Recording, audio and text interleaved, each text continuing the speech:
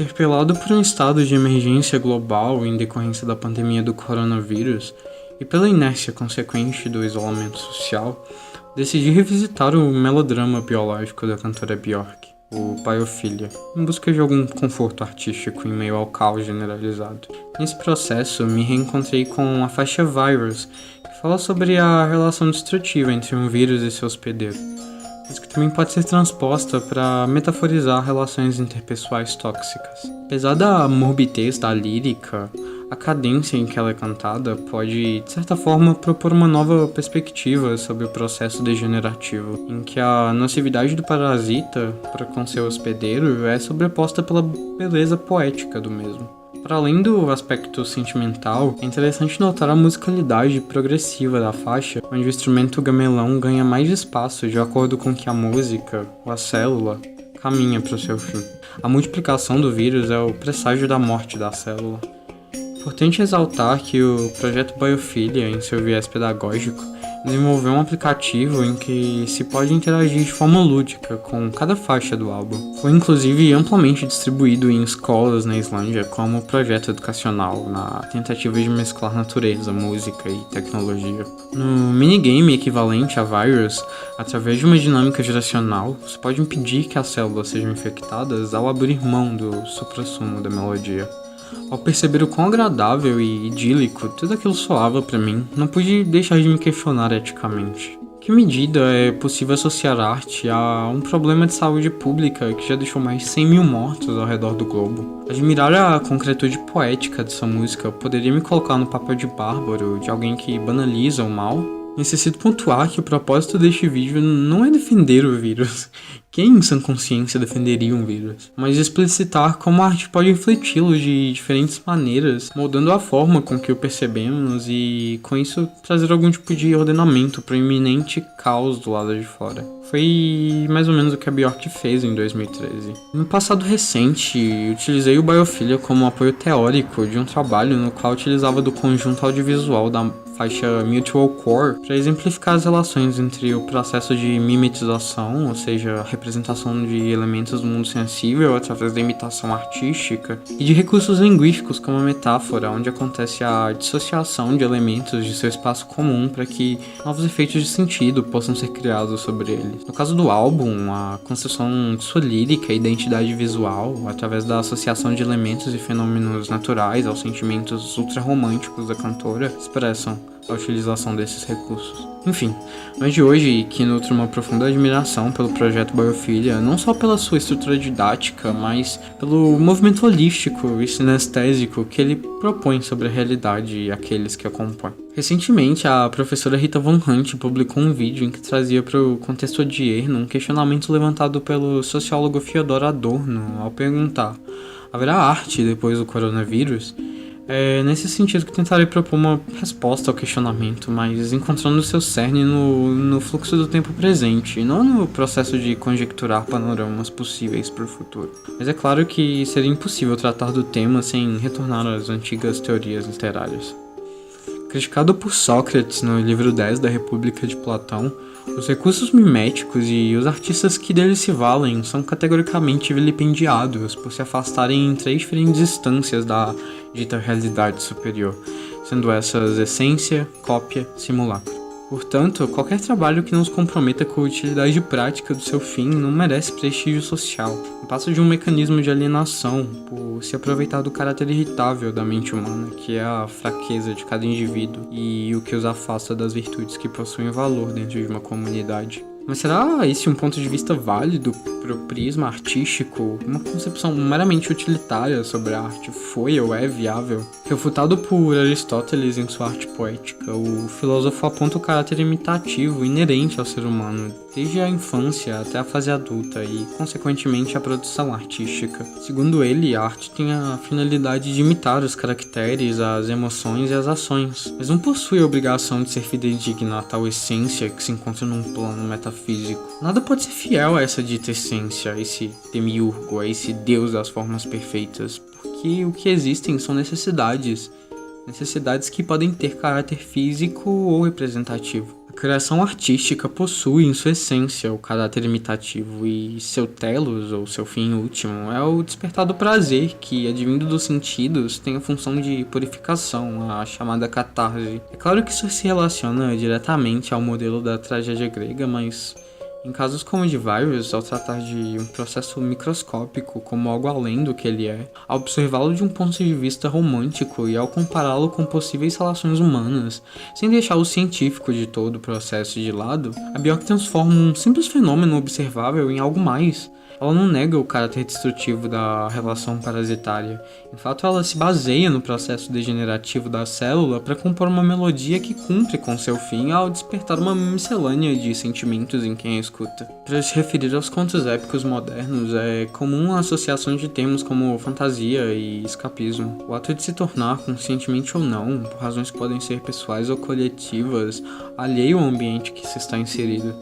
Em suma, o escapismo é a negação temporária ou definitiva da realidade em prol de um mundo imaginativo, no qual elementos do mundo sensível ganham suas versões personificadas, características mágicas e humanas, enfim, suas próprias histórias. Vale destacar que o mundo sensível sempre fará parte em alguma instância da fantasia. Para quem cumpre o papel de criador de seu mundo estando em outro, é impossível promover uma dissociação completa entre o indivíduo e a realidade que o cerca. Não acho que eu cometeria um equívoco ao comparar o escapismo com uma espécie de extremização da catarse. O escapismo promovido pela fantasia como o equivalente inverso à purificação advinda da tragédia, ou como o escritor fantástico Tolkien afirma em seu ensaio sobre contos de fadas, através de um neologismo, é o catástrofe ou a boa catástrofe, que nada mais é do que um vislumbre ou um consolo de um final feliz. Essa é a finalidade do escapismo no nosso tempo, a necessidade ou vício em se desprender por mais de um instante da realidade e, através desse ato, talvez torná-la mais suportável. A verdade é que o escapismo tem sido uma constante na história da humanidade. Desde os poemas épicos da Grécia Antiga, a contemporaneidade, com escritores como Tolkien, pai da fantasia moderna, celebrada em filmes como O Beijo da Mulher-Aranha ou em Leolo, ou até mesmo através de cineastas como Lars von Trier. Sim, eu vou citar o Lars von Trier aqui, mas não precisa me chamar de nazista. I'm a communist. O Lars tendo o escapismo como fator social na construção de seus personagens, e não na totalidade de sua obra. Apesar de seu valor cultural histórico, a retaliação e consequente exclusão social são comuns para aqueles que defendem o escape. Tomemos como exemplo o Idioterne, ou Os Idiotas, o filme do cineasta dinamarquês Lars von Trier. I can be a communist. Na trama, os jovens intelectualizados e antiburgueses se reúnem numa espécie de culto ao idiota interior reprimido em cada um. Como forma de protesto à razão que rege as convenções sociais, eles agem como se possuíssem deficiências mentais em espaços públicos. A ideia de retratar essas ações em um filme pode soar absurda a princípio e se chocar com preceitos morais de quem o vê, mas, enfim, são os idiotas. O dilema que o grupo enfrenta é gerado através do questionamento sobre o uso do idiotismo nos espaços onde seus membros são conhecidos, e não apenas no reduto, na comunidade hippie, onde pessoas e situações irrelevantes são confrontadas. No decorrer da trama, Karen, uma mulher que conhece o grupo aleatoriamente, se atrai pela ideia e se junta a eles, assumindo que aparenta ser o papel de uma mãe contracultural. Descobrimos posteriormente que seu filho pequeno tinha falecido recentemente e que estar com aquele grupo foi sua forma de escapar de uma realidade que para uma mãe é intragável.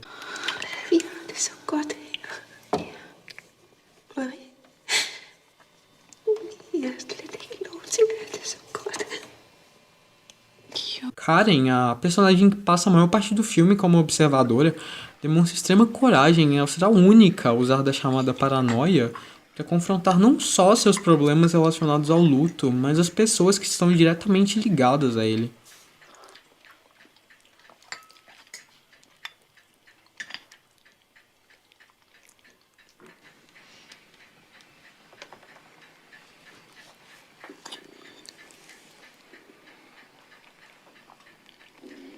Spoiler alert, ela apanha por isso.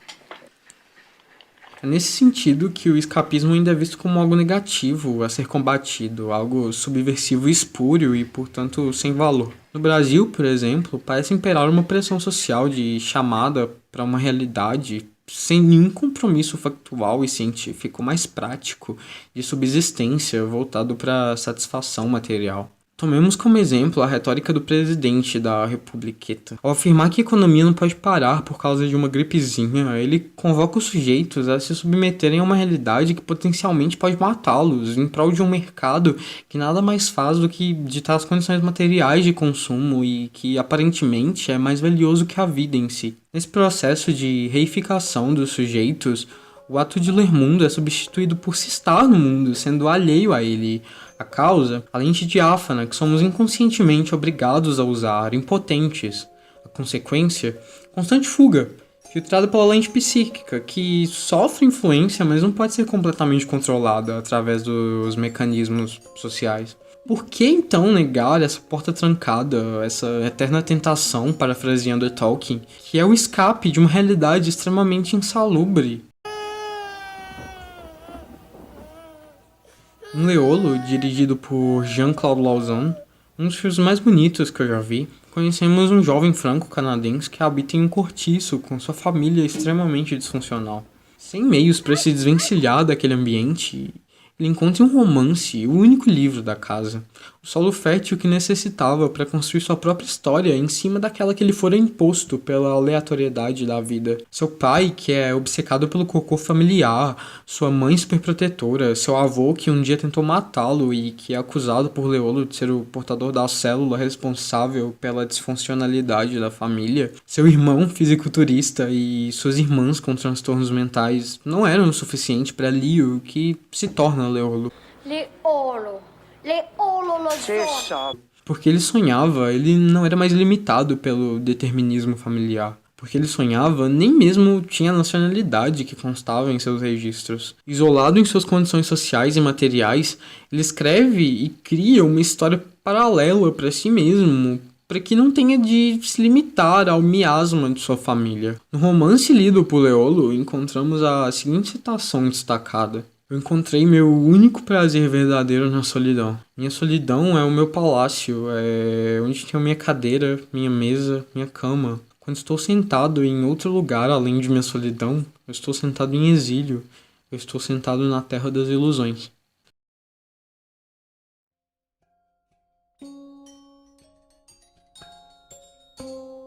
Escapar quando o indivíduo é incapaz de confrontar a realidade é mais do que um ato de resistência ao racionalismo moderno advindo da dinâmica cientificista de exploração burguesa. É uma obrigação. Escapar não deve ser equivalente a negar a realidade, mas observá-la com a lembrança de que há sempre algo a mais, em escala macro ou microscópica, e que esse algo a mais não é uma mentira, porque a liberdade criativa, a fantasia, são sim recursos de análise da verdade. Escapar é lembrar que não é possível acessar uma verdade absoluta e transformar o mundo através dela, dada a impotência do mas que é possível moldar o distante através das possibilidades imaginativas, não só como forma de alento, mas como meio de preservação do que nos define como humanos. A arte, em sua liberdade representativa, pode, de fato, aliviar a dor de se estar inserido em uma lânguida realidade concreta.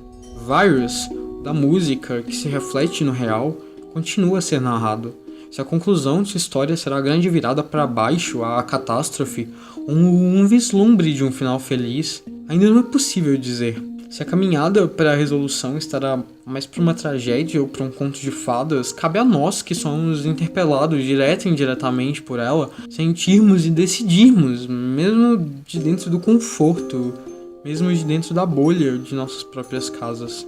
É importante lembrar que nós somos o portão de entrada entre o universal e o microscópico. Da dum, da dum, da dum.